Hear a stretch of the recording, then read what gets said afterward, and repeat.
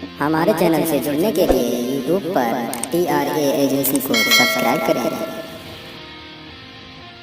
अस्सलामु अलैकुम वरहमतुल्लाहि वबरकातुहू।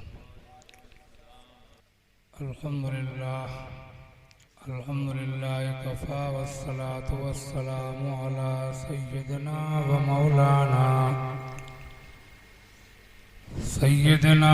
मौलाना मुहम्मदिनिल मुस्तफ़ा व अला आलिहि व अस्हाबिहि अहलिस सिद्क़ वस्सफ़ा।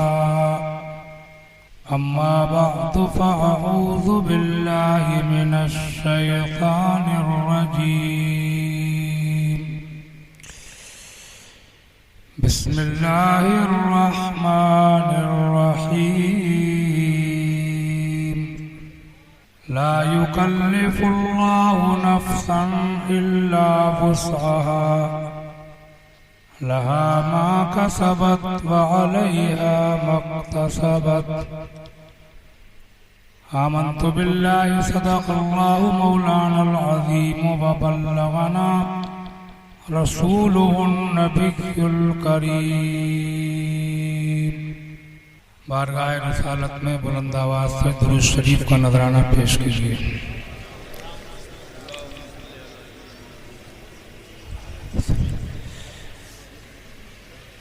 कलमा शरीफ का जिक्र कीजिए। ला इलाहा इल्लल्लाह मुहम्मदुर रसूलुल्लाह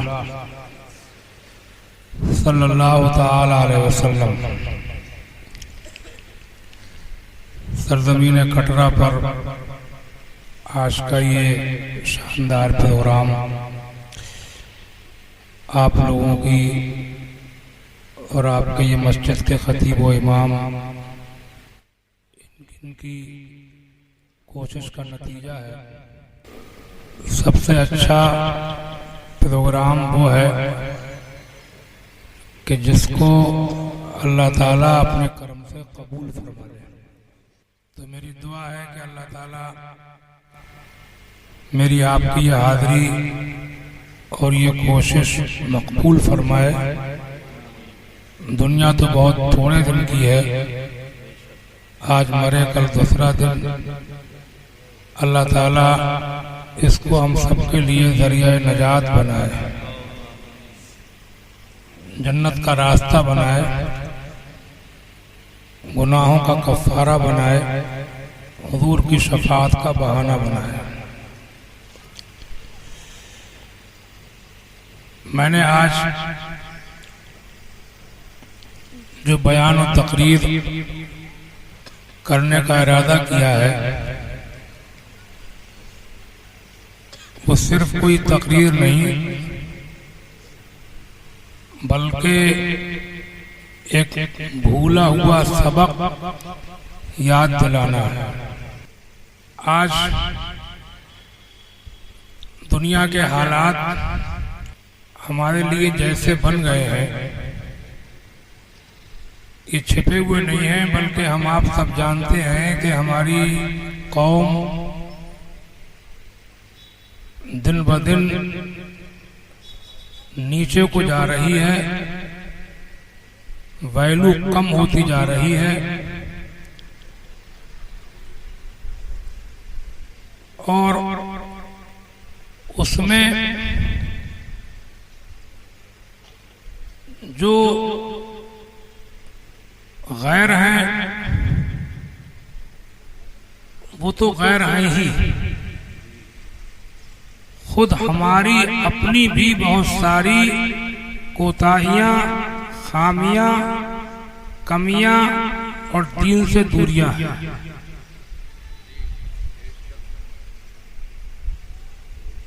मुझे हैरत होती है कि अल्लाह ताला ने हमको एक आसान दीन अता फरमाया जिसमें कोई मुसीबत नहीं, कोई मुश्किल नहीं, कोई खास परेशानी नहीं। थोड़ी बहुत परेशानी अगर हो भी तो बगैर परेशानी के तो कोई चीज मिलती नहीं है। बगैर कुछ मशक्कत झेले हुए जब कुछ नहीं हासिल होता है तो बगैर कुछ परेशानी हुए जन्नत कैसे हासिल हो जाए।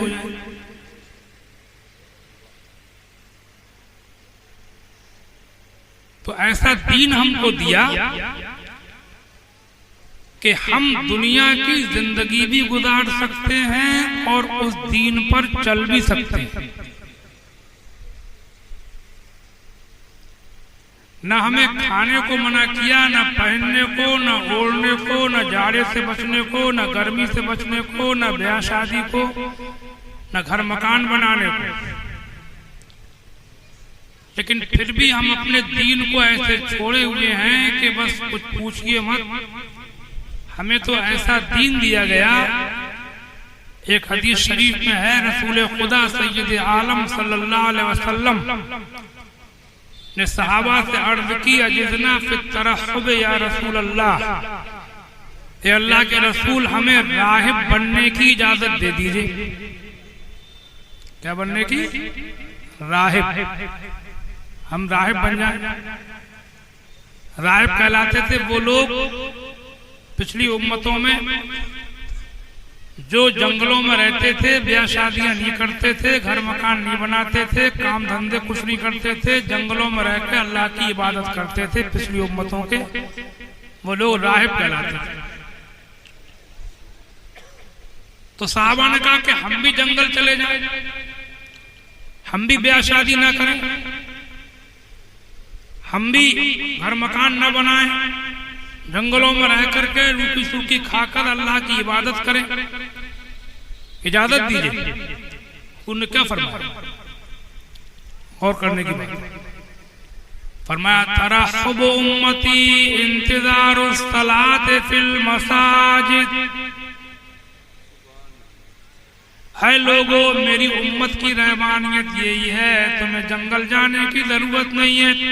मेरी उम्मत की रहमानियत ये है कि तुम मस्जिद में बैठ के नमाज का इंतजार किया करो। जी रहमानियत।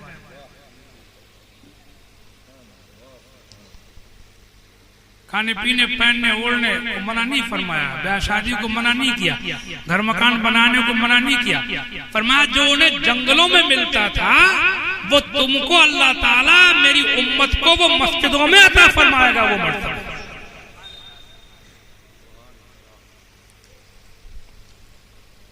दीन को आसान बनाया गया। मैंने कुरान शरीफ की आयत जो खुतबे के बाद पढ़ी है, फरमाता ला युकल्लिफुल्लाहु नफ्सन इल्ला वुसअहा। अल्लाह ताला किसी जान को उसकी ताकत से ज्यादा बोझ नहीं डालता। किसी जान पर उसकी ताकत से ज्यादा बोझ नहीं डालता। जितना बस की बात है उतना ही वजन लगता है। और पूरे तौर पर इस्लाम के निजाम को ऐसा बनाया गया कि इंसान चाहे तो चल सकता है। नमाज 5 टाइम की रखी गई। कै टाइम की? अगर ना पढ़ने वाला तो खाली रहे तब भी ना पढ़े, और पढ़ने वाला अगर चाहे तो काम धाम करके भी पढ़ सकता है। बोलो, पढ़ सकता है कि नहीं? जब पढ़ सकता है तो फिर पढ़ क्यों नहीं रहा? इंतजार का है मौत का।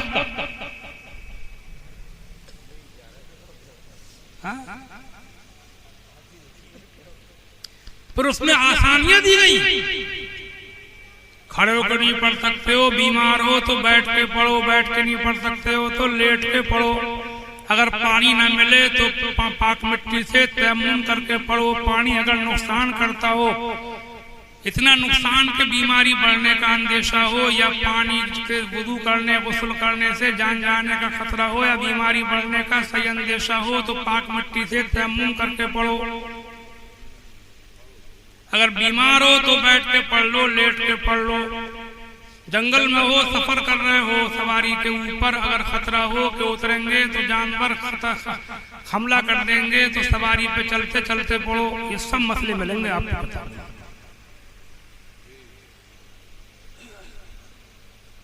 समझे आप? क्यों है ये मसले? पानी न मिले तयम्मुम की आयत क्यों नाज़िल हुई? वलम तजिदू माअन फतयम्ममू सईदन तय्यबा। अल्लाह फरमाता अगर तुम पानी ना पाओ तो पाक मिट्टी से तयम्मुम करके नमाज पढ़ लो। ये आयत क्यों नाज़िल हुई? इसीलिए कि दीन मुसीबत ना बन जाए। अल्लाह ताला ने अपने नबी को रहमत और मुसीबत बना के नहीं भेजा है, बल्कि सारे जहान के लिए रहमत बना करके भेजा है। समझा? किताबों में आपको मिलेगा कि कहीं पर अगर ऐसी जगह हो कि जहां पर आपको किबले का पता ना चले कि काबा किधर है, समझे आप, तो अपने दिमाग पर जोर दे लो, जिधर को खो, जिधर को दिमाग कहे उधर ही मुंह करके नमाज पढ़ लो, तुम्हारी नमाज हो जाएगी। ये सब मसले किताबों में है। समझा? सफर शर्ई अगर है तो 4 फर्ज की जगह 2 फर्ज पढ़ लो। सुन्नतें पढ़ने का अगर टाइम है तो पढ़ो, वरना खाली फर्ज पढ़ लो रवा रवी में, जल्दी में, बेवजह नहीं, मतलब छोड़ो मत नमाज।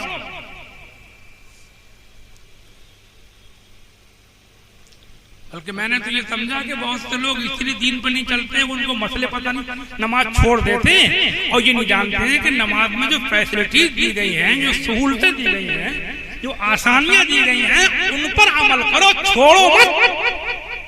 छोड़ना ज्यादा बुरा है। जैसे भी पढ़ मिले पढ़ो, खड़ो करनी तो बैठ के, लेट के, तयम्मुम करके। पाकी नापाकी के मसाइल में बहुत सी आसानियां दी गई, हर मौके पर नहाने की जरूरत नहीं है। बहुत से लोग इसलिए नमाज नहीं पढ़ते हैं, समझते हम नहाए हुए नहीं है। नहाने की चंद सूरतें होती हैं मियाँ बीवी के मामले, नौजवानों को जो ख्वाब हो जाता है उसमें भी तभी नहाना फर्ज होगा कि जब कपड़े पर तरी मालूम हो, खाली ख्वाब से नहीं होगा। औरतें हैज निफास से बाहर आती हैं, इन चंद सूरतों में नहाना है।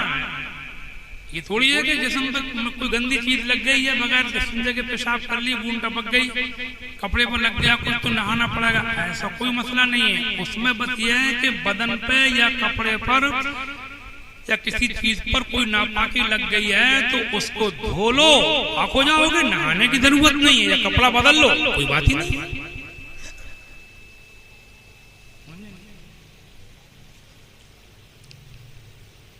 तकरीर तो मैं करूंगा थोड़ी और इस मौजू पर आज। वैसे मैंने आपकी एक किताब भी लिख दी इस सिलसिले में, लॉकडाउन जो लगा था 2-3 महीने वाला, कर्रा वाला, उसमें हमें अल्लाह ने बहुत मौका दिया। न कहीं जाना हुआ, न कोई मिलने आया, मिलने भी नहीं आए लोग डर के मारे। 2-3 महीने कर्रे गुजरे ना।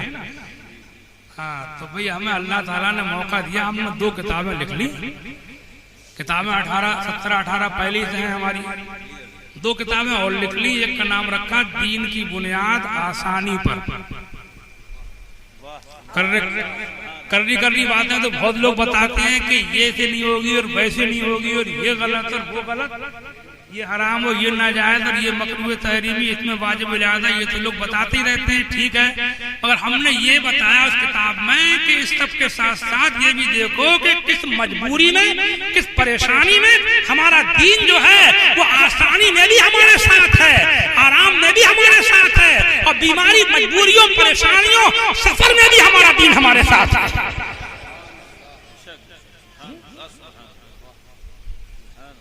किताब छप भी गई, आ भी गई, हिंदी भी हो गई, उर्दू भी हो गई।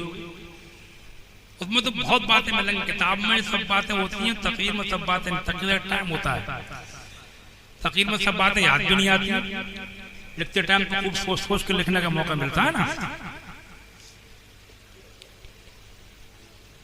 समझा? हर मोड़ पर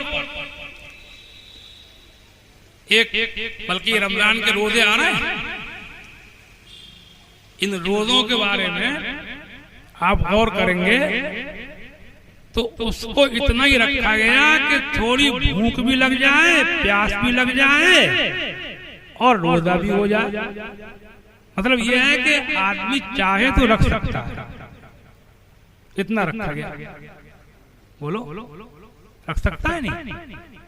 बोलो भाई, अगर चाहे तो सकता।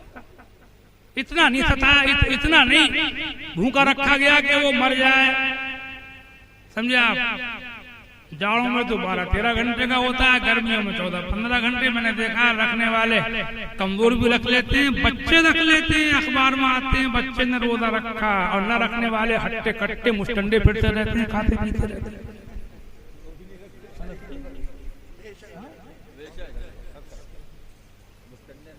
हाँ, और उसमें भी आसानियां दी गई। कुरान में फरमाया गया, व इन कुंतुम मरदा औ अला सफरिन फइद्दतुम मिन अय्यामिन उखर। है नहीं कुरान में? ए लोगों, अगर तुम बीमार हो या सफर शरई हो, मतलब ज्यादा बीमार, ऐसे बीमार हो कि रोजा रखना तुम्हारे बस की बात नहीं है, बीमारी बढ़ेगी या जान का खतरा होगा, या तुम सफर शरई हो, मुसाफिर हो, ऐसा सफर के जो शरई कहलाता है, इसकी मिकदार मुअय्यन है, ऐसे सफर में हो, फइद्दतुम मिन अय्यामिन उखर, तो जो कुछ रोजे जो तुम्हारे छूट जाएं उन रोजों को तुम छोड़ दो, उनकी गिनती आगे पूरी कर लो। बताइए कौन कह रहा है? कुरान कह रहा है। गिनती आगे पूरी कर लो, कदा कर दो। बोलो, ये है अल्लाह ने अपने रसूल को मुसीबत बना के नहीं भेजा, बल्कि रहमत बना के भेजा। मजबूरी में हमारा दीन हमारे साथ है। पर यहीं पर एक आयत, इसी आयत में टुकड़ा और है, फरमाता है वअलल्लज़ीना युतीक़ूनहु फ़िद्यतुन तुआमु मिस्कीन। है नहीं कुरान? फरमाता है और तुम में वो लोग जो रोजा रखने की बिल्कुल ताकत ही ना रखते हो, मतलब ऐसे बीमार परेशान बूढ़े के उन्हें ये उम्मीद भी नहीं है कि अब सही होंगे तो कदा करेंगे। अरे भाई कदा भी तो वही करेगा जो सही हो पाएगा बाद में। अब वो इतना बूढ़ा आदमी वो क्या सही होगा, उसको उम्मीद ही नहीं है कि अब मैं उठूंगा तो रोजे कदा करूंगा। फरमाता है फिदियतुन तुआमु मिस्कीन, तो वो एक रोजे के बदले में एक मिस्कीन को दोनों टाइम का खाना खिला दे। रोजा कदा कर ले, छोड़ दे। एक रोजे के बदले में बूढ़ा आदमी जो आगे सही होने की कदा करने की उम्मीद नहीं है, जो कोई ऐसा मोहलिक मर्द है तो आगे चल करके कदा करने की उम्मीद नहीं है, उसके उठने संभलने की उम्मीद ही नहीं है, तो एक रोजे के बदले में एक मिस्कीन को दोनों टाइम का खाना खिला दे या खुराक दे दे। और उसमें भी मुफस्सिरीन किराम फरमाते हैं कि ऐसा बूढ़ा कि रोजा रखना उसके बस की बात भी नहीं है और आगे चलकर सही होने की उम्मीद भी नहीं है कि कदा करे, और इतना गरीब है कि उसके पास देने को फिदिया भी नहीं है, तो उसके ऊपर मुफस्सिरीन फरमाते हैं कि रोजा बिल्कुल माफ है। बोलो बोलो, ये है वमा अरसलनाका इल्ला रहमतल लिल आलमीन, हमने अपने नबी को सारे जहानों के लिए रहमत बनाया। समझा? रमजान शरीफ आ रहे हैं, रोजे में बड़ी हिकमतें हैं। कभी ये हमारे करम फरमा हकीम नाजिम साहब से पूछियो तो करियो तकरीर के रोजे से कितने फायदे हैं, ये भूख कितनी अच्छी चीज है, ये प्यास में कितनी रहमत है। एक बहुत ऊंचे मैंने कभी अखबार में पढ़ा था, जापान के जने कहा कि एक बहुत ऊंचे डॉक्टर ने, बहुत ऊंची क्वालिटी का डॉक्टर, उससे किसी ने सवाल किया था कि भाई कैंसर से बचने के उपाय क्या हैं, तो उसने बहुत सारी बातें बताई। तो उसने कहा, एक बात ये भी कही थी कि कभी कभी 15 घंटे तक भूखा रहना चाहिए, कभी कभी 15 घंटे भूखा रहना चाहिए कैंसर से बचने के लिए। दुनिया का माना वो डॉक्टर, समझे? और उसके बाद में ये भी कहता है वो, लेकिन इसको कौन करता है सिवाय मुस्लिमों के अलावा, ये काम कोई नहीं करता है। समझा?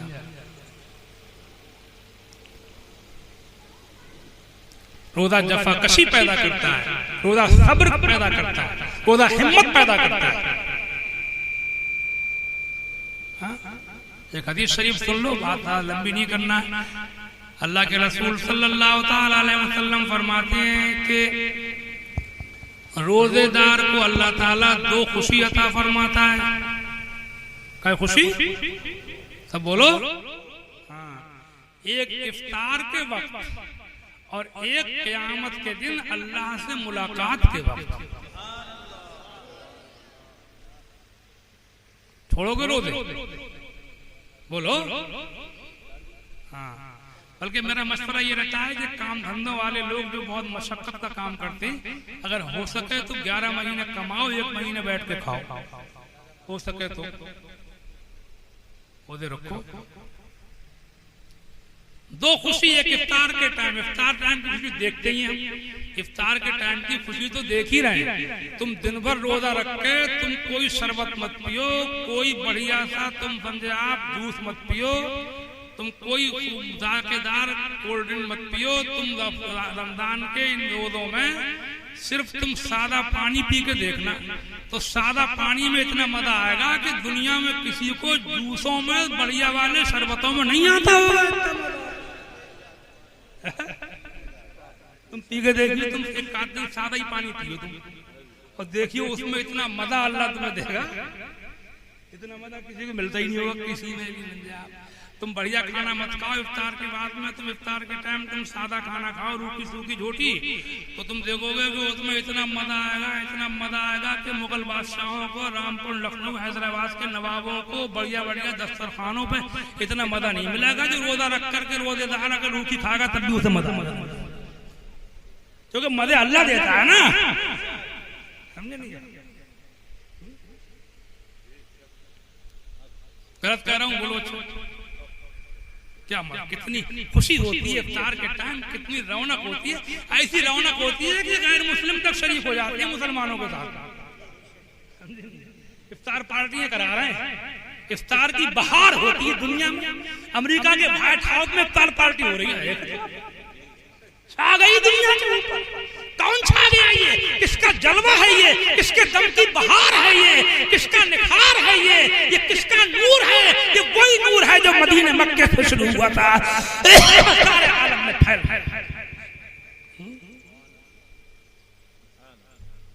तब अल्लाह के रसूल के जलवे की झलक। ये समन, ये सौसन या समन, ये बनफ्श नरगिसो नस्तरन। आला हज़रत याद आए, सुभान अल्लाह। आला हज़रत का कलाम सुनो। ये समन, ये सौसन या समन, ये बनफ्श सुंबुलो नस्तरन, गुलस्तर गुलाला भरा चमन, सब उसी के दम की बहार है। नजर एक चमन से दो चार है, न चमन चमन भी निसार है, अजब उसके गुल की बहार है कि बहार बुलबुल जार है। बादब झुका लो सरे जिला कि मैं नाम लूं गुलो बाग का, गुले तर मोहम्मद मुस्तफा, चमन उनका पाक दयार है।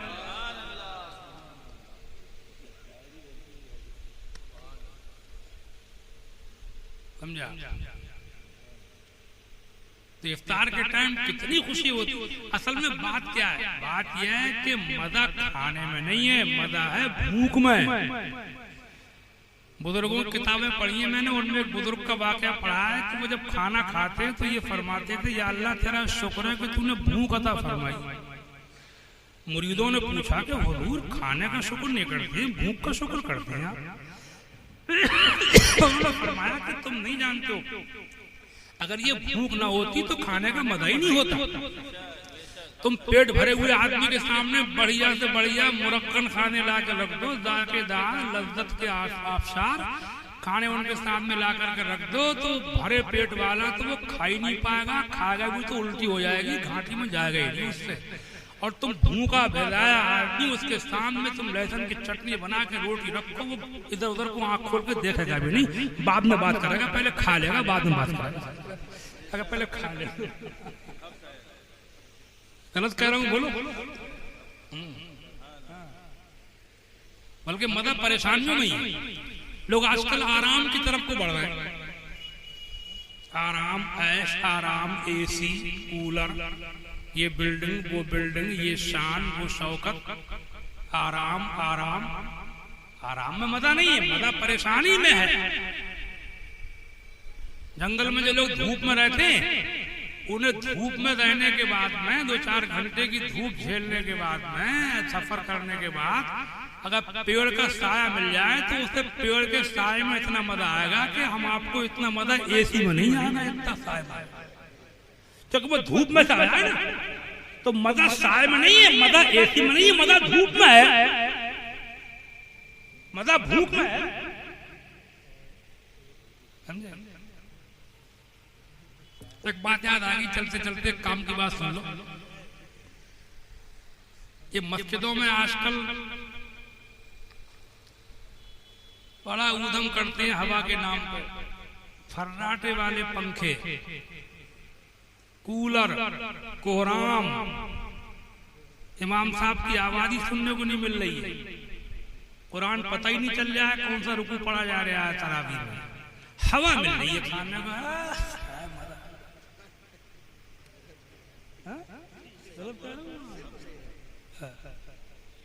हवा जो आ रहा है मस्जिद में। लौंडों को तो बीमारी है कि मस्जिद में आएंगे तो ये भी ध्यान नहीं रहेगा है ना कौन सी रकत चल रही है, रुकू मिल जाएगा, रकत मिलेगी, बटन देखते हैं कौन सा पंखा चल रहा है, नहीं चल रहा, खुट खुट खुट खुट करेगा।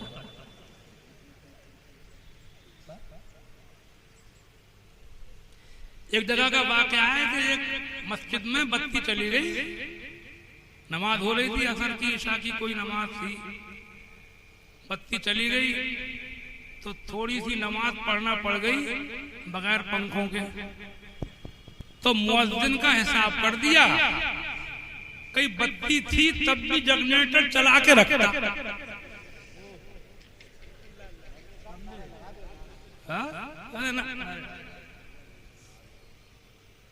ये हाल हो गया मुसलमान।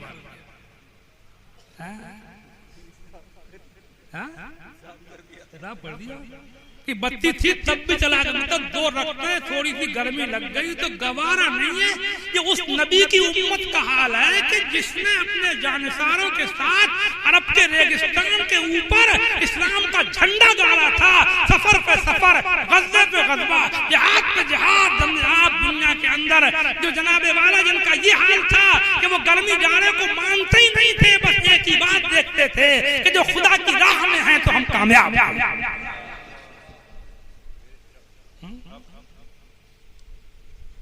बल्कि ये हकीम साहब बैठे हैं, इनसे पूछ लियो तुम और डॉक्टरों से पूछ लियो कि जिस्म तो थोड़ा बहुत पसीना निकलना अच्छी चीज है ये। हाँ, थोड़ा पसीना, हाँ, धूप में विटामिन डी भी बता रहा। अब मैं ये तो नहीं कह रहा हूँ तुम विटामिन डी के लिए हर टाइम धूप में बैठे रहो, मेरा मतलब ये थोड़ा बहुत तो कुछ हो यार, बिल्कुल कुछ जिस्म को जिस्म। कहाँ तुम्हारे बुजुर्गों ने नफ्स कुशी करी है, नफ्स कुशी करते थे, मुजाहिदे करते थे, रियासतें करते थे। और कहाँ तुम नमाज को भी आ रहे हो तो पंखों पे ही ध्यान है कि कौन सा चल रहा नहीं चल रहा। अबे थोड़ी बहुत गर्मी लग जाएगी तो लग जाने दे, गर्मी बर्दाश्त करना अल्लाह के रसूल की बुजुर्गों की सुन्नत है यार। सही बता रहा हूँ, हदीस में है, कुरान की आयतों में भी है। हदीस में है, रावी कहते हैं वकाना कसीदल अर्क, अल्लाह के रसूल सल्लल्लाहु ताला अलैहि वसल्लम को पसीना बहुत आता था। कसीदुल अर्क, मदीने शरीफ में एक घराना था, अबू तलहा सहाबी थे, उनका घर था। उनसे घर से हुजूर को बड़ी मोहब्बत थी। उनकी बीवी उम्मे सुलैम भी हुजूर से बड़ी मोहब्बत करती थी। उनके बेटे अनस इब्ने मालिक तो हर वक्त साथ ही रहते थे खिदमत में, हुजूर के यहाँ सो जाते थे। तो अबू तलहा के घराने से हुजूर को बड़ी मोहब्बत थी। कभी कभी आप जाकर के दोपहर में उनके आराम भी फरमाते, खैरूला फरमाते, समझे। तो हज़रत उम्मे सुलैम एक चमड़े का बिस्तर बिछा देती थी, हुजूर उसके ऊपर दोपहर में आराम कर लेते थे और वो उसके चमड़े के बिस्तर से हुजूर का पसीना साफ कर करके शीशी में भरती थी। एक बार हुजूर ने पूछ लिया उम्मे सुलैम ने क्या करती हो, कि हम आपके पसीने को जमा करते हैं क्योंकि आपका मुबारक पसीना जो है वो सारी खुशबुओं में सबसे बेहतर खुशबू है। एक रिवायत में ये भी हम उसको दुल्हनों के लिए इस्तेमाल करते हैं। हाँ, वल्लाह जो आला हजरत आए, सुभान अल्लाह, सुभान, तोड़ से बोलो सुभान अल्लाह। वल्लाह जो मिल जाए मेरे गुल का पसीना, वल्लाह जो मिल जाए मेरे गुल का पसीना, मांगे न कभी इत्र न फिर चाहे दुल्हन फूल।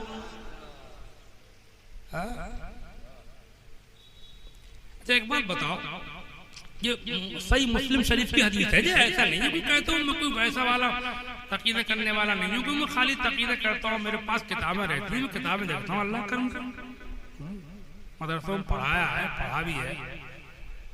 ये तो सही मुस्लिम की हदीस है, खुशबू वाली पसीने की। मैंने अपनी किताब हदीसों की रोशनी में जमा भी कर दी है, ऐसी हदीसें बहुत सारी।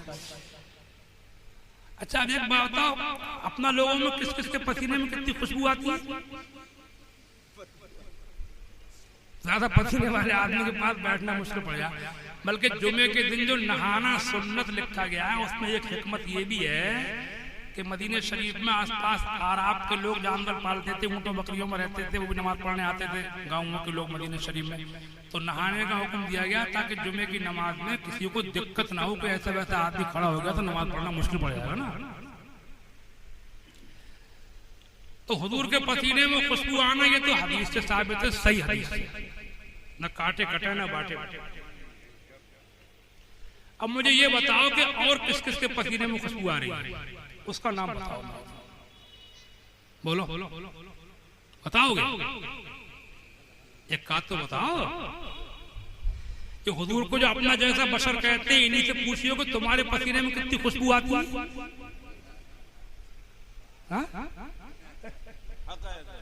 इनसे पूछिए जो हुजूर को अपना जैसा बशर लिखे पढ़े किताबों में, और कहीं मौका लगा तो कह भी देंगे, छुपाते हैं इसी बात। इनसे पूछिए कि तुम्हारे पसीने में कितनी खुशबू आती है। अपना जैसा बशर, सही कह रहे हैं।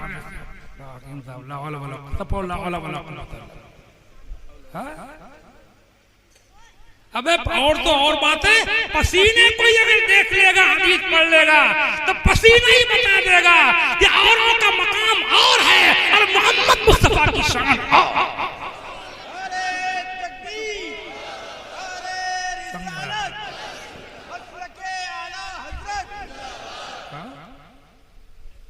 अर्श की अक्ल दंग है, चरख में आसमान है, जाने मुराद अब किधर आए तेरा मकान है। अर्श पे जाके मुर्गे अक्ल थक के गिरा गशा गया, और अभी मंजिलों पर पहला ही आस्तान है। मुंह चाहिए, मुंह बिला वजह की बातें करते हैं लोग। एक बार बतला जाऊं, तकरीर का मेरा मौजूद तो कुछ और ही है, मगर यहां सिर्फ इतना कह के जाऊंगा कि देखो मजहब जो है वो अहले सुन्नत वल जमात का ही हक है,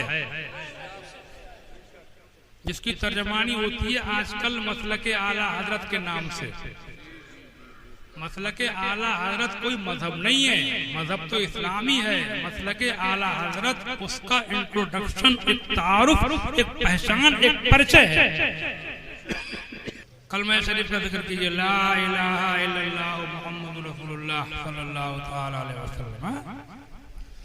तो मेरा अपना मसला ये है कि देखो सुन्नी बनकर रहो। हमारा भी बुढ़ापा शुरू हो गया है, 40-45 साल हो गए तकीदा करते, बहुत घूमे। अब भैया एक हम ही क्या पता, तो किसी का भी कुछ नहीं। तब गुजारिश ये है दस्तबस्ता कि देखो हमारी बात को अब तुम तकरीर की हैसियत से नहीं बल्कि एक वसीयत की हैसियत से सुन लो कि एक दुनिया से जाने वाला तुम्हें वसीयत करके जाता है। वो वसीयत यही है कि सुन्नी बन करो, इधर उधर को किसी को मत झाको। नई नई पार्टियां बन रही हैं, समझे नहीं? इन पार्टियों में किसी को मत देखो, सुन्नी बन करो। हाँ, सुन्नियों में जो कमियां हैं उनको दो। जो सुन्नी हद से आगे बढ़ गए हैं, लिमिट तोड़ गए हैं ना, कुछ बातें हैं ऐसी। जैसे मदारों दरगाहों के मामले में बहुत से काम ऐसे हो रहे हैं आजकल के जो अपने सुन्नी उलमा के फतवे के खिलाफ हैं। उर्सों के नाम पर, दरगाहों के नाम पर, मदारों के नाम पर, पीरी मुरीदी के नाम पर बहुत काम ऐसे। इस टाइम में छोड़ना नहीं चाहता, मैंने किताब लिख दी है मदारों की हाजिरी।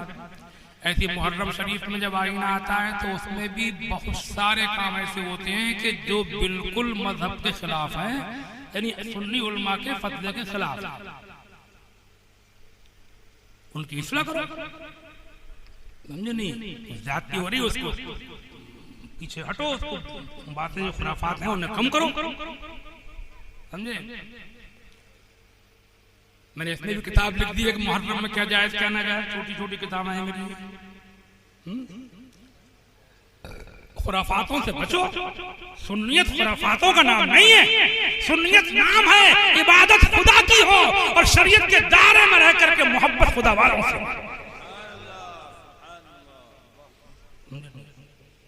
ये है सुन्नियत, ये मसला के आला है।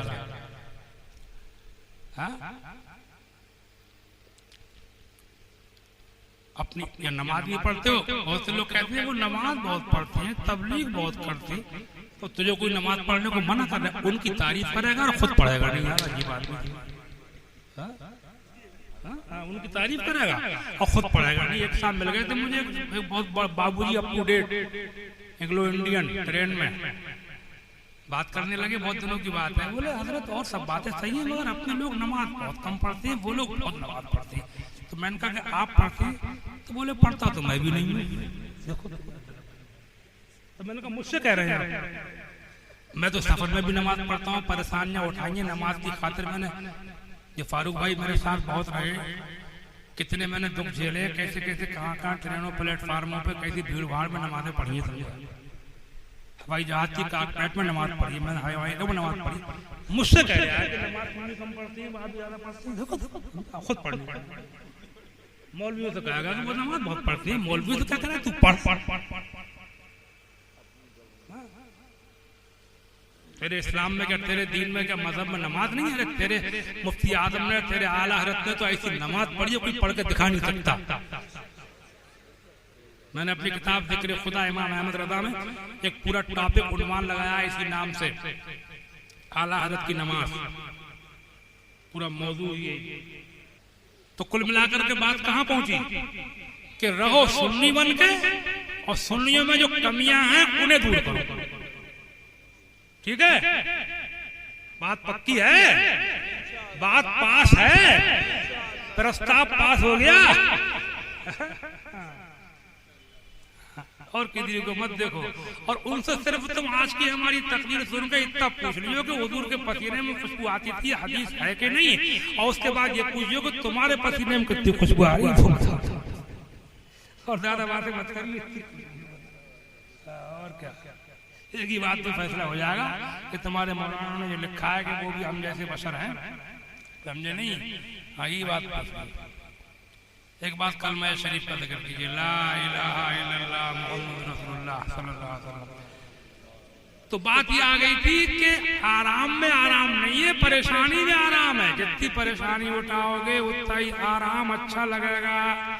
तुम एक आदमी को जो ऊंची सी बिल्डिंग में रहता हो, उसको बिल्डिंग में इतना मजा नहीं आएगा जितना झोपड़ी में रहने वाला, जंगल में रहने वाला। उसे तुम कच्चे मकान में रख दो तो उसे बिल्डिंग से अच्छा लगेगा कच्चा मकान। शेख सैयदना शेख सूफी सीरादी फरमाते हैं कि मैं सफर कर रहा था, पैदल, मेरे पैर में जूती नहीं थी, रेता गर्म था, तपती रेत पर चलने की वजह से पैरों में छाले पड़ने लगे। मेरे दिल में ये वसवसा बतौर शिकवा पैदा हुआ कि अल्लाह तूने मुझे जूतियां भी नहीं दी है, कम से कम जूती दे देता। इसी ख्याल में आगे बढ़ा तो दमिश्क शहर सामने था।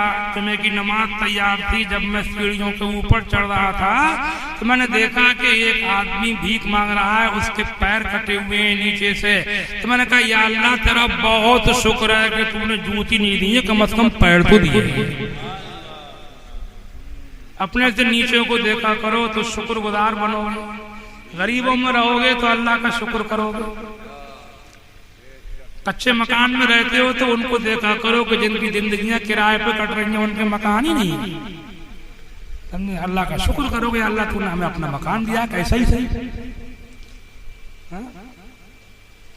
बढ़िया खाने वालों को मत देखा करो, उनको देखा करो कि दुनिया में अब भी बहुत से लोग खाने को तरस जाते हैं। पिछले साल लॉकडाउन में मैंने सुना था कि इतनी पब्लिक फिर रही थी, भूखी इन्हीं रोडों से गुजरी है, भूखी प्यासी गिर रही। हम तो अखबार सुन के ही रात को नींद नहीं आती थी, कितने परेशान होंगे ये लोग, समझे? हजार हजार मील के सफर पैदल कर, तो उनको याद किया करो। इसलिए मैं इसलिए कह रहा हूं कि जब जितना अपना, और मेरी बात बल्कि हदीस में है, हुजूर फरमाते हैं इज़ा नज़रा अहदुकुम इला मन फुद्दिला अलैहि फलयंजुर इला मन हुवा अस्फलु मिन। जब तुम में से कोई किसी ऐसे को देखे कि जो उससे ऊपर है, बढ़िया है, तो उसको भी देख ले कि जो उससे कमतर है, घटिया है।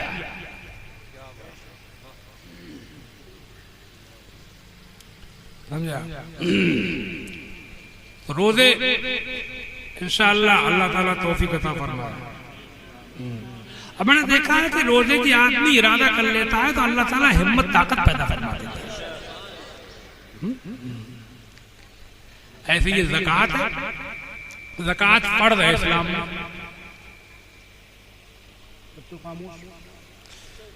ज़कात इस्लाम में फर्ज है, बल्कि इस्लाम की बुनियादों में से है।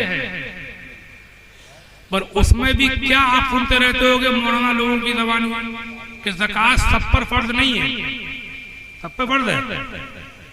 साहिब निसाब, साहिब निसाब, साहिब निसाब सुनते रहते, 52.5 तोला चांदी, 7.5 तोला सोना, सब पर फर्ज तो नहीं की। बात वही है, ला युकल्लिफुल्लाहु नफ्सन इल्ला वुसअहा। अल्लाह ताला किसी जान पर उसकी ताकत से ज्यादा बोझ नहीं डालता। सदका फितर वाजिब है किस पर? सब पर नहीं, साहिब निसाब। कुर्बानी वाजिब है बकरीद के मौके पर किस पर? साहिब निसाब। क्यों है ये सब? ये शर्तें क्यों? हज फर्ज है किस पर? सब पर नहीं, साहिब इस्तिताअत पर। कुरान में ऐलान कर दिया गया मन इस्तता इलैहि सबीला, जो रास्ता तय करने की इस्तिताअत ताकत दौलत रखता हो उस पर फर्ज। वो भी सिर्फ जिंदगी में एक बार फर्ज, बार बार जो करते हैं नफल है। क्यों है ये सब? साहिब निसाब पर, साहिब निसाब पर, साहिब इस्तिताअत पर। बात वही है कि अल्लाह ने इस्लाम के नाम पर हमको ज्यादा, हम पे ज्यादा बोझ नहीं डाला। मैं फिर दोहराऊंगा कि अल्लाह ने अपने नबी को रहमत और मुसीबत बना के नहीं भेजा, बल्कि सारे जहानों के लिए रहमत है। और इतना अच्छा कानून है ये ज़कात कि आप देखें कि उसमें सब लोग अगर ज़कात निकाल दें, लोग रोना रो रहे हैं, वो चल रही है स्कीम है, ये स्कीम, वो स्कीम, ये स्कीम, वो स्कीम, ये पॉलिसी, वो सुविधाएं हुकूमत की तरफ से भी चलती रहती हैं, गरीबों के लिए, बेवाओं के लिए, बेमकानों के लिए, सीनियर सिटीजन के लिए, लावारिस लोगों के लिए हुकूमत की भी स्कीमें चलती रहती है। अगरचे वो सब आजकल के हमारे हिंदुस्तान की रिश्वतखोरी की वजह से गरीबों को पहुंचती कम है। मुझे नहीं, अगर ज़कात के ऊपर सब मालदार लोग अमल कर लें तो मैं तुम्हें गारंटी से बता रहा हूं कि किसी स्कीम की कोई जरूरत ही नहीं पड़ेगी। जहां अल्लाह ने 10 गरीब पैदा करे हैं तो वहां 2-4 मालदार भी पैदा कर दिए। अगर सब मालदार अपनी अपनी पूरी ज़कात निकाल लें तो मेरा दावा है मेरे नबी का एक हुक्म पूरी दुनिया से गरीबी को मिटा देगा। कोई नहीं रहेगा जिसका चूल्हा न जले, कोई नहीं रहेगा जिसके पास दवा के लिए पैसे ना हो, कोई नहीं रहेगा जिसके पास रहने के लिए झोपड़ी ना हो। एक ज़कात का कानून पूरी दुनिया से मुफलिसी, नादारी, मोहताजी को धो देगा, दुनिया को पाक और साफ। तुम गौर करो।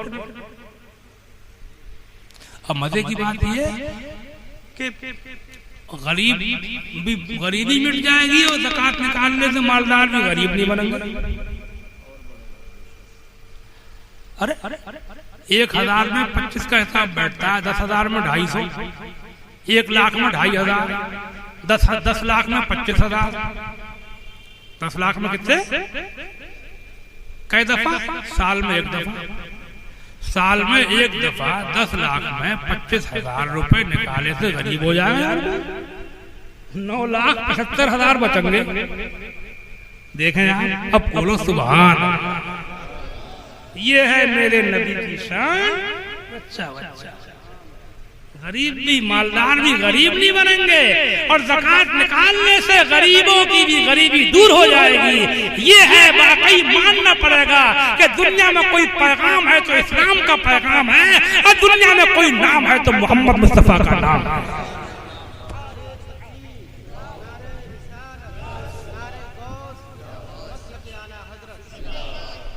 अरे हमारे पास पैसों से लेकर बताओ, बैठे रहो। जब पढ़ते टाइम उठ उठ के आना पैसे देने को मेरी समझ में नहीं आता है। किसी को देना ही हो तो बाद में दे दो, देने के तो बहुत टाइम है नहीं।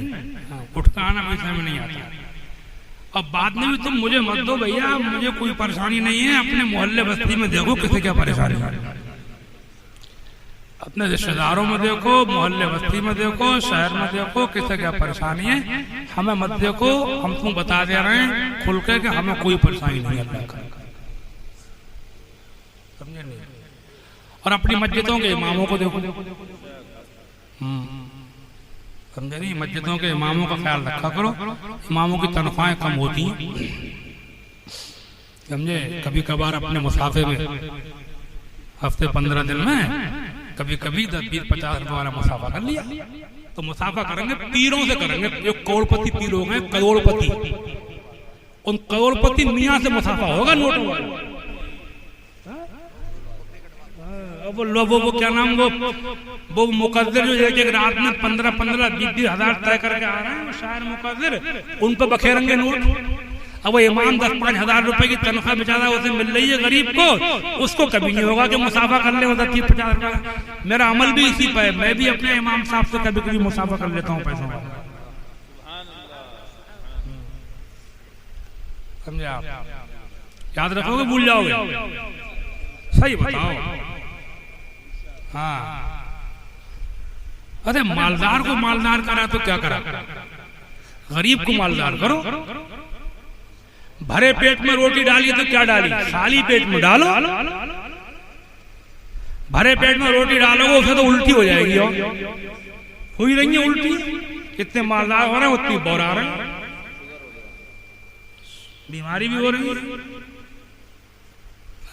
चलो बात को ज्यादा फैलाओ मत, अल्लाह ताला कबूल फरमाए। एक बार कलमा शरीफ का जिक्र कीजिए, ला इलाहा इल्लल्लाह मुहम्मद रसूलुल्लाह सल्लल्लाहु अलैहि वसल्लम। तो ज़कात सिर्फ साल में एक बार निकलती है, और मसाइल उलमा से मालूम करके अपने अपने मालों की ज़कात निकाला करो। इंशाअल्लाह दिल को सफाई मिलेगी, सुकून मिलेगा। अच्छा, यहाँ एक बात का इशारा करता जाऊं। अपने इस्लाम में ज़कात भी साहिब निसाब पर रखी गई, कुर्बानी भी साहिब निसाब पर वाजिब रखी गई, सदका फितर भी साहिब निसाब पर रखा गया, वलीमा अकीका भी उसी के लिए सुन्नत रखा गया जिसके बस की बात हो, जितना बस की बात हो। पर आजकल अपने लोगों ने ये न्यास पातिया जो होती है ना, 30, 10 में, 20 में, 40 में, पूरी हलवे खिचड़े मलीदे, इन फातियाओं को इतना जरूरी कर दिया है कि इतना उधार लेके कर, मगर कर नहीं करेगा तो कहेंगे ये बहाबी हो गया। ऐसे कहते बहाबी हो जाएगा यार, बहाबी उसे कहते हैं जिसके अकीदे खराब होते हैं, अकीदे गंदे होते हैं, बारगाह खुदा रसूल में गुस्ताख होता है, बेअदबी से बोलता है, उसे बहाबी कहते हैं। समझे नहीं, फातिहा ना भी करे तब भी सुन ली। हाँ, फातिहा को बुरा ना करे, फातिहा को अगर फातिहा को जायज मानता है, अच्छा समझता है, बुरा नहीं कहता है, उसके बाद को अगर ना भी करे तब भी सुननी है। हम करे जा रहे हैं ऐलान, हम सुन के हैं बड़े परेशान, समझे। अभी रामपुर जिले में एक बस्ती के अंदर सुनने को मिला है कि वो ये अरफे आ रहे हैं ना, अरफे शब्बरात, तो शब्बरात वाले दिन हलवा पका खाते हैं अपना लोग, समझे आप। तो वो कोई हर्ज नहीं है, वैसे इबादत की रात है, हलवा पका के फातिहा कर ले, चलो कोई हर्ज नहीं है, कोई गुनाह थोड़ी हो गया, अच्छी बात है, सुभान अल्लाह। अब वो शबरात के हलवे के हम लोग सबूत देते थे, अब उससे पहले एक और निकाली, उसका नाम रखा अरफा। फिर उसके भी दो हिस्से करे कि नए मुर्दों का अलग, पुराने मुर्दों का उसे भी दो कर दिए उसके। मतलब ऐसा लगता है कि इन औरतों का अकीदा ये बन गया है कि नए पुराने मुर्दे लड़ न जाए आपस में सब आपके चक्कर। अरे उसी 14वीं 15वीं शब में जो हलवा पकता है उसी में सबकी फातिहा कर लिया करो। काम बढ़ाए से क्या फायदा, जब बढ़ाओगे तो गरीब आदमी की मिट्टी पलीद होगी नहीं होगी यार, ये बताओ। दूसरों को मौका मिलता है हंसी बनाने का। तो रामपुर जिले की बता रहा हूँ ना, वहां पर एक बेवा औरत थी, उसका आदमी मर गया था, सब बारात आई आने वाली, तो उससे एक बुढ़िया पूछी, बोले अपने आदमी का, बेवा औरत गरीब बेचारी जैसे तैसे करके बच्चे पाल रही है, उससे कह रही है बुढ़िया कि अरफे नहीं कर रही है। उन्होंने कहा क्या होगा अरफे में, कहीं अरफा जरूर करिए ना, बख्शिश नहीं होगी। बुढ़िया बड़ी खतरनाक, समझे नहीं, कहीं कैसे होगा, कहीं पूरा अरफा करिए, कहीं पूरा कितने का होता है, कहीं 11 किलो सूजी का होता है, कमी मत करिए ना, बख्शिश नहीं होगी, मार डालेंगे ठोट ठोट।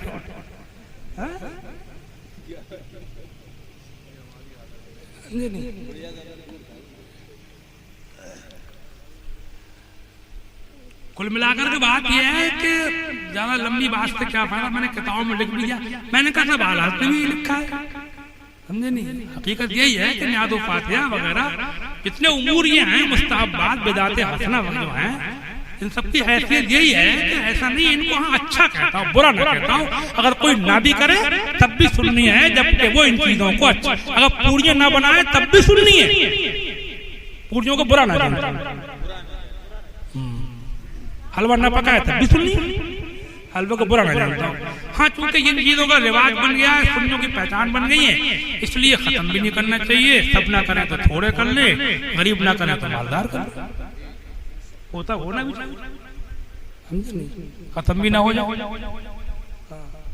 वैसे फातिहा चली इसीलिए थी, इसका बाकायदे रिवाज तो हुजूर के साहबा के जमाने में नहीं था, इसकी असल मिलती है साले सवाब की, रिवाज नहीं मिलता उस दौर में, लेकिन ये बुजुर्गों ने बड़े बूढ़ों ने शुरू की थी इस मसले के जरिए से मालदारों का खाना गरीबों को मिल जाए, गरीबों के फायदे को शुरू की थी फातिहा कि 10 में 20 में 10 में 20 में 30 40 में होंगे बड़े आदमी के यहाँ, मिस्किनों गरीबों का फायदा हो जाएगा, पूरी बनाएगा मालदार गरीबों का फायदा होगा, हलवा पकाएगा मालदार गरीबों का फायदा, गरीबों के फायदे को शुरू करी थी बुजुर्गों ने, ऐसे ही हमारी शुरू करी थी, गरीब लोग उधार ले लेके फातिहा करें।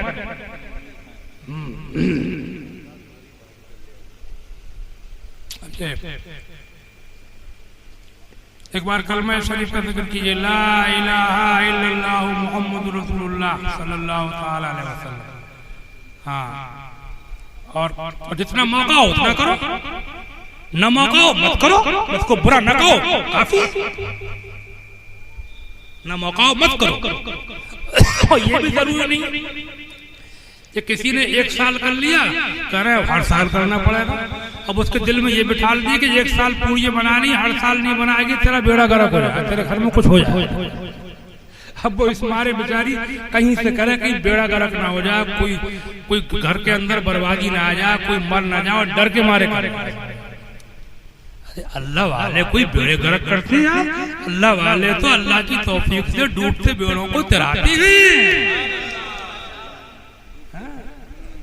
जब मौका हो तब करो, ना मौका हो मत करो, जितनी बार मौका हो उतनी बार करो, जितना मौका हो उतना करो, और ना मौका हो तो मत करो, बस उसको जायज कहो, ये भी सुननी। बाकी सब मैंने लिख दिया किताबों में, पढ़ लो। ज़कात भी साहिब निसाब पर है, सदका फितर भी साहिब निसाब पर है, कुर्बानी भी साहिब निसाब पर है, फिर क्यों हम लोगों ने इन चीजों के नाम पर नाने शबीना को मोहताज गरीबों को इतना टाइट कर दिया है कि वो ना करें तो उनके ऊपर फतवे की तलवार रखी हुई है, समझे नहीं। एक बात कलमा शरीफ का जिक्र कीजिए, ला इलाहा इल्लल्लाह मुहम्मदुर रसूलुल्लाह सल्लल्लाहु अलैहि वसल्लम। अब हम तकरीर खत्म करेंगे। बात ये चली थी कि दीन आसान है, हमने उसको बिला वजह छोड़ा है, चाहे तो दीन पे चल सकते हैं। एक बात और बता दो बस जाते जाते, ये आजकल ये फैशन चल रहा है ना, फैशन हीरो कट, कभी हिप्पी कट, कभी हीरो कट। अब कौन सा कट चला है? फटी फटी पैंट पे चल रही है, घुटनों पे फाड़ रहा है, पता नहीं क्या कर रहे हैं। वैसे कोई कपड़ा फट जाता था तो बहुत बुरा मानते थे, अब फाड़ फाड़ के पहन रहे। ये फैशन क्या है? मुझे ज्यादा लंबी बात नहीं करना है, मुझे एक बात बताओ, इस फैशन को हम अगर छोड़ दें तो क्या परेशानी आएगी? मुझे ये बताओ, मुझे बताओ। अगर हम सीधे साधे कपड़े पहने, शरीफ आदमी बनकर आए तो परेशानी क्या आएगी वो बताओ। क्यों अपनी सूरतें बिगाड़ रखी है? क्यों तुमने ये टोपियां उतार रखी हैं? क्यों ये टाइयां गले में डाल रखी हैं? क्यों ये तरह तरह की पैंट पहन रखी है? क्या मुसीबत आ गई है कि बाल बनवा रहे हैं लौंडे, तो एक घंटे में बाल बन रहे हैं उनके? क्या हो गया? कैसे बाल बन रहे हैं? क्या ब्यूटी पार्लर क्यों चल रहा है? ये क्या मुसीबत आ गई? क्या हो गया? ये क्या मुसीबत है? क्या परेशानी आ जाएगी? बिला वजह दीन छोड़ा है, सुन्नतों को मुस्तफा की बेवजह छोड़ा, कोई वजह नहीं थी, कोई परेशानी। और कान खोल कर सुन लो, दुआ तो ये करता हूँ कि अल्लाह ताला हर मुसलमान मर्द और औरत की जान और माल इज्जत आबरू की हिफाजत फरमाए, मगर ये बेवजह दीन को छोड़ना मुझे डर लगता है कहीं महंगा न पड़ जाए। जब तुमने बेवजह दीन छोड़ा है तो कहीं ऐसा ना हो कि वो दिन आ जाए कि फिर डंडे से दीन छोड़ाने वाले पैदा हो जाए। हो नहीं लगा? मुदाखलत हो रही है कानूनों में, समझे? होशियारी की जरूरत है। ज्यादा फैलाऊंगा नहीं बात को, खुद सोचो। ये फैशन उसे छोड़ो, कुछ नहीं रखा है इसमें, समझे? लड़कियों औरतों का तो वो हाल कर दिया है, गैर मुस्लिमों से आगे है फैशन में। ब्याह शादियों के ब्याह शादी हालों में देखो तो वो तो रंडियों से पूरे कपड़े पहने फिर नहीं है। हमारी औरतें रंडी नहीं पहनती थी पहले, ऐसे कपड़े हमारे घरों की औरतें पहने फिर नहीं है आजकल। गलत कर रहा हूँ? बोलो। बदन के उभार चमक रहे हैं, कौन कौन से अब पागल से हो गए। उस दिन भी गए थे हम एक जगह, एक प्रोग्राम में, काशीपुर के पास एक जगह गए थे, तो वहां पर हम प्रोग्राम करके खाना खा के मस्जिद जा रहे थे, तो आगे आगे एक औरत चल रही थी, समझे? तो उसका पर्दा पीछे से इतना बाहर निकला पड़ा था, मतलब झाऊ लगा दी आ रही है पर्दा। अब उसको कुत्ता गोभी पड़ा होगा, सब कुछ पड़ा होगा, पर्दे से झाऊ लग रही है। फैशन बड़ा मर्तबा ऊंचा होता है, मर्तबे अल्लाह देगा यार। इस फैशन से कुछ नहीं मिलता है, आजमा के देख लो। बल्कि फैशनेबल लोग हल्के माने जाते हैं, हल्के वैल्यू नहीं है। इसीलिए ये ज्यादा जो ऊंचे लोग होते हैं, कमिश्नर, कलेक्टर, गवर्नर, एसएसपी वगैरह, और ये मंत्री मुख्यमंत्री, ये कभी फैशनेबल कपड़े नहीं पहनते। इनकी पैंटें भी होंगी तो कायदे करीने के होंगे। डीएम साहब, तुमने कभी डीएम साहब देखे फटीचर पहने हुए, घुटने फाड़े हुए? हल्का पड़े, दीन भी गया, दुनिया भी गई।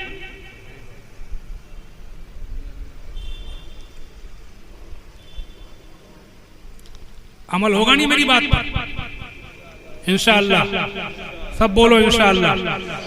हाँ,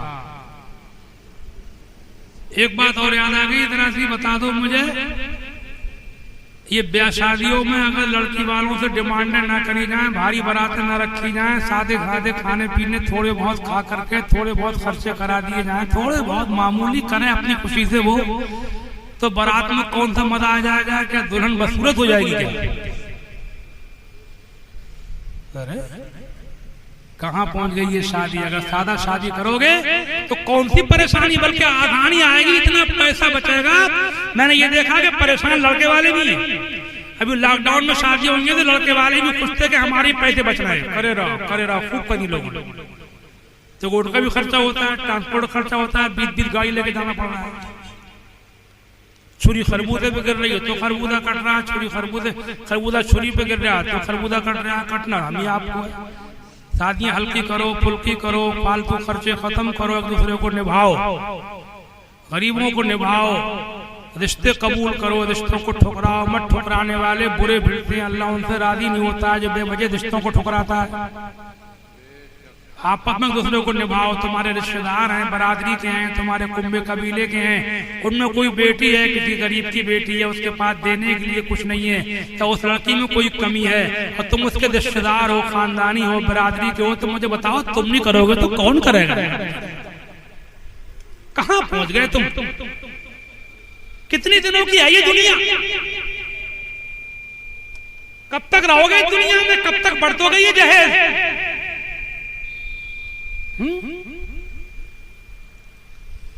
हमारे ये फारूक भाई ने एक दिन बड़ी अच्छी बात कही थी रास्ते में, तकरीर के बाद गाड़ी में बैठ के बोले, हजरत की लौंडे अब भी मान जाएंगे अगर उनको माँ बाप समझाएं कि बेटा अपनी बिरादरी में, रिश्तेदारी में, खानदान में कोई बेटी है, तुम्हारा रिश्ता उससे जायज है, गरीब है, उसके पास देना कोई नहीं, बाप मर गया है, बीमार है, ये लड़की में कोई छोटी मोटी कमी है, अपना आदमी है, अपना नहीं करेंगे तो कौन करेगा? उसको समझाएं तो मान जाएंगे वो, लेकिन ये बुढ़िया बुढ़े नहीं मान रहे, ये बोरा है।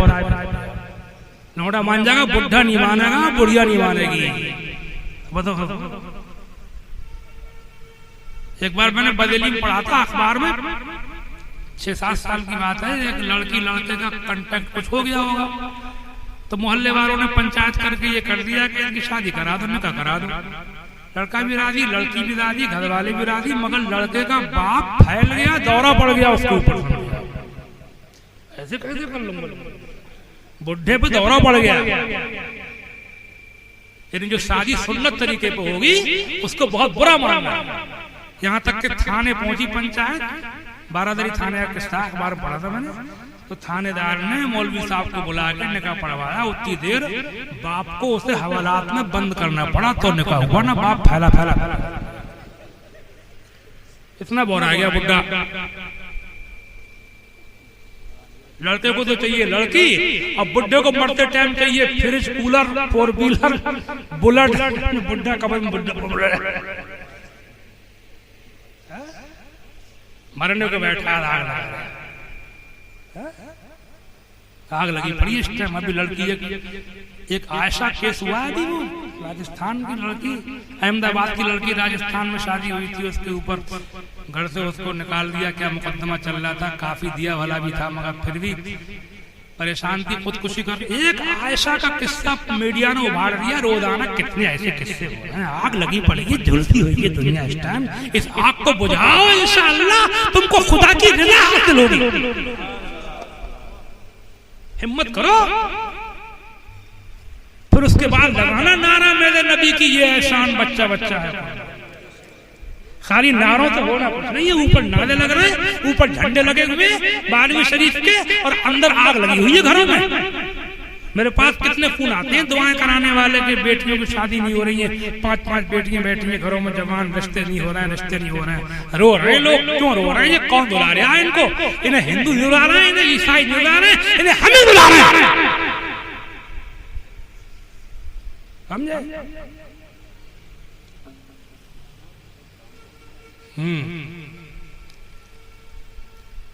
मेरी किताब इस बारे में भी आ गई है, ब्याह शादी के बढ़ते अखराजात।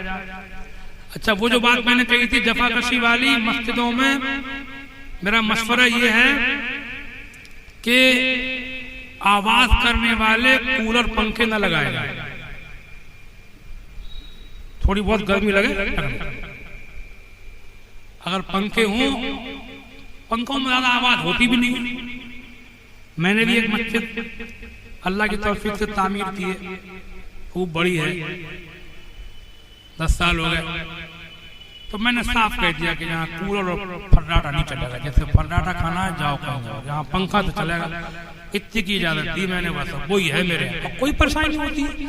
थोड़ा बहुत पसीना गर्मी आ गई, गर्मी लग गई, लगने दो, थोड़ा बहुत लगे तो क्या है यार, थोड़ा बहुत लगने भी दो। दुनिया का कुछ तो मजा मिलना चाहिए। गिट गिट गिट गिट गिट पिट गिट पिट जो आ रहा है मस्जिद में, बस बटन देखता आ रहा है। रमजान आ रहा है इसलिए कह रहा हूँ, कुरान सुनना, ज्यादा हवा मत खाना, थोड़ी खा लेना और सब्र कर लेना। मस्जिदों में कोहराम मत मचाना, याद रखोगे भूल जाओगे। हाँ, समझे? अच्छा, ये सब रात के मौके पर ये पटाखेबाजी वगैरह खैर अब तो रिवाज कम हो गया है, मगर देखो बहुत बुरी बात है, मगर वो सब रात तो खत्म हुआ है पटाखेबाजी का रिवाज, तो ब्याह शादियों में हो रहा है पटाखेबाजी। बड़ा बुरा हाल कर रखा। उस दिन बरेली में ये कॉलोनी के साहब कह रहे थे कि रात भर इतना परेशान करा। अबे शादी कर रहा है तू, दुनिया पर जुल्म कर रहा है, पटाखेबाजी रात को लोगों की नींद खराब कर रहा है, और पटाखे कौन से चल रहे हैं, ऐसे चल रहे हैं जैसे बम मार दिया, बम दिल दहल गए, बच्चे चौंक गए। जुल्म कर रहा है अल्लाह की मखलूक पर, दूल्हा बन कर आया है, और जब मुसीबत आएगी तो कहेगा हजरत पढ़ के फूंक दे।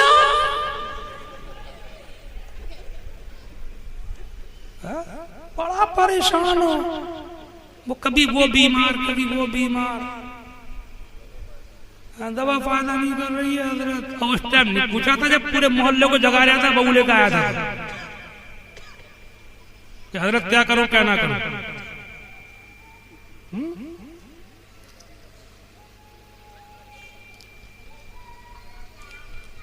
न समझोगे तो मिट जाओगे ऐ सुन्नी मुसलमानों, तुम्हारी दास्तां तक भी न होगी दास्तानों में। हाँ देखो, लाख बातों की एक बात यह है कि हर वक्त अल्लाह से डरो। दूल्हा बन के लोगों तब भी किससे डरो? अच्छा, सब रात में ये प्रोग्राम जो होते हैं लाउड स्पीकर लगा के, ये भी समझ में नहीं आता।